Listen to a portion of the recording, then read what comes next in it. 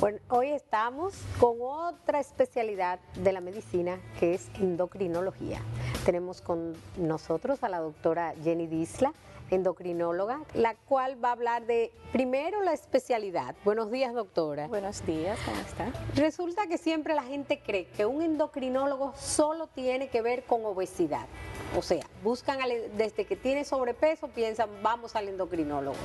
Cuénteme. Así es. Bueno, buen día, como usted bien dice, sí, esa es la tendencia que hay de que endocrinología es obesidad y no es así.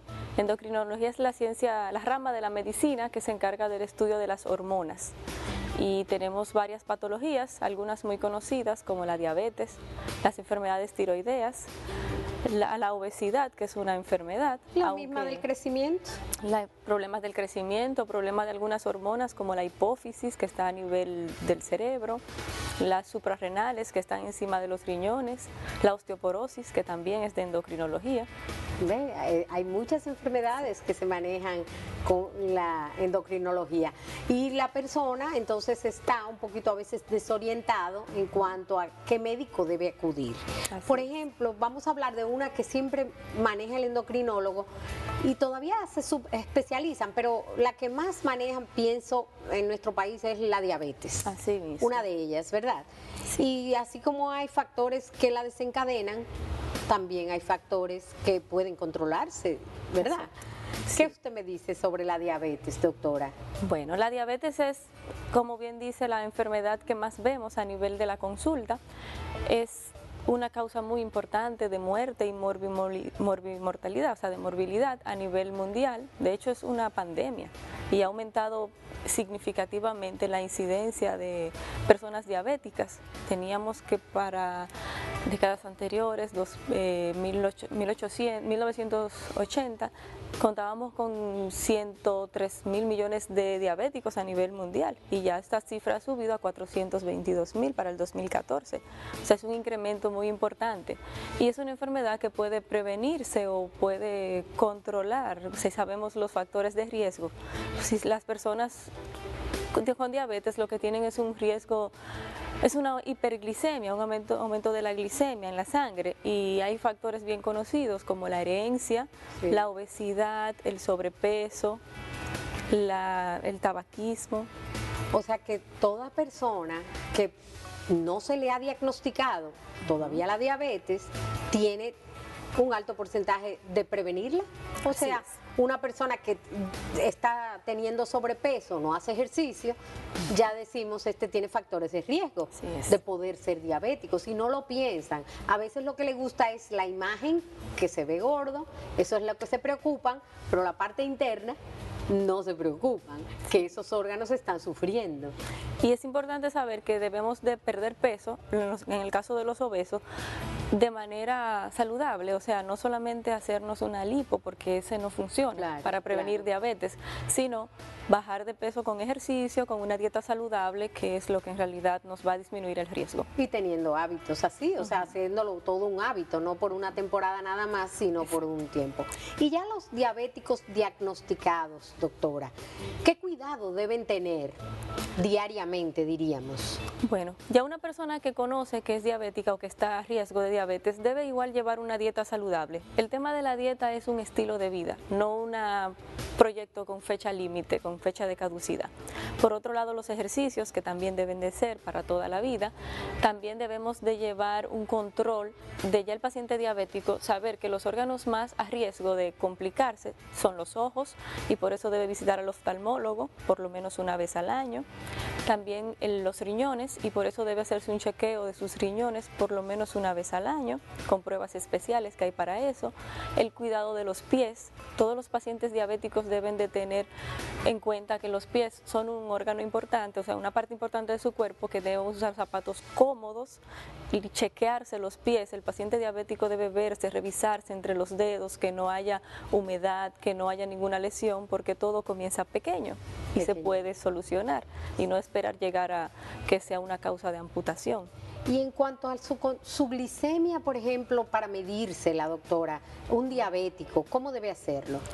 Existe las pruebas de laboratorios y también existen los glucómetros que podemos chequearlo en la casa, el automonitoreo, que es muy importante, porque así no tenemos que llegar al laboratorio y es una cosa que se puede hacer con más frecuencia a nivel de la casa. Los pacientes diabéticos deben de saber que la glicemia, según las asociaciones que se encargan del cuidado de la diabetes, como la Asociación Americana de Diabetes, estipula que debe de estar menor de 130 y mayor de 80 a 130. Claro, estas cifras pueden ser mayor o menores permisibles dependiendo del caso del paciente. Hay pacientes que tienen la glicemia más o menos controlada, diríamos entre esos márgenes que usted dice, pero a pesar de eso sienten hormigueo en las piernas, y aunque tengan esta aparente control, este aparente control de la glicemia, o sea, del azúcar en la sangre. ¿Qué me dice sobre esas personas que pueden tener esos síntomas? Los síntomas en los pies de hormigueos, calambres, falta de sensibilidad, pullones, son síntomas de neuropatía diabética y es una complicación bastante frecuente de la diabetes. Esto es por un daño de largo plazo que ya ha pasado en los nervios que van a inervar o sea que diríamos que una persona que ya tiene más de 10 años padeciéndola, la enfermedad, probablemente comience a tener esos síntomas. Sí. Puede ser. Y es que la diabetes es una enfermedad que de hecho al momento del diagnóstico puede ya presentar complicaciones. Un paciente puede tener neuropatía diabética al momento del diagnóstico, porque ya se estipula que tiene de 6 a 10 años con hiperglicemia cuando se diagnostica.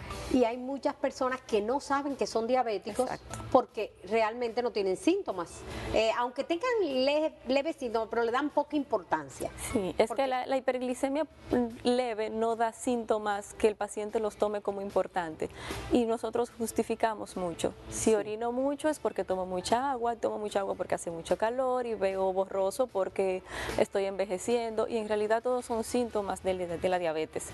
Por eso todo paciente a riesgo debe de vigilarse, debe de chequearse la glicemia, que es un análisis poco costoso y que es asequible a todos. Hay personas, como le digo, que no tienen síntomas, que se sienten sanas, pero deben evaluarse. Todos. ¿Deben hacerse algún chequeo cada cierto tiempo?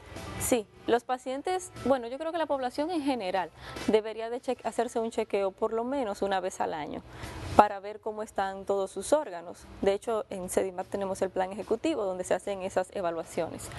Pero los pacientes que están a riesgo de diabetes, si usted sabe que tiene historia familiar de diabetes, mamá, papá diabético, estoy en obesidad o en sobrepeso, no hago ejercicios, las mujeres que tuvieron diabetes gestacional durante algunos de sus embarazos o que tienen síndrome de ovario poliquístico, en la cual es una entidad muy frecuente también, o que tuvieron niños muy grandes, que alumbraron niños muy grandes, son pacientes que están a más riesgo de diabetes. También las personas que tienen acantosis nigricans, que es unos ennegrecimientos que tenemos en los pliegues, sí, en los cuellos, en el cuello, eso es un signo de insulinoresistencia, o sea, de que nuestra insulina no está funcionando bien y nos pone a riesgo de diabetes.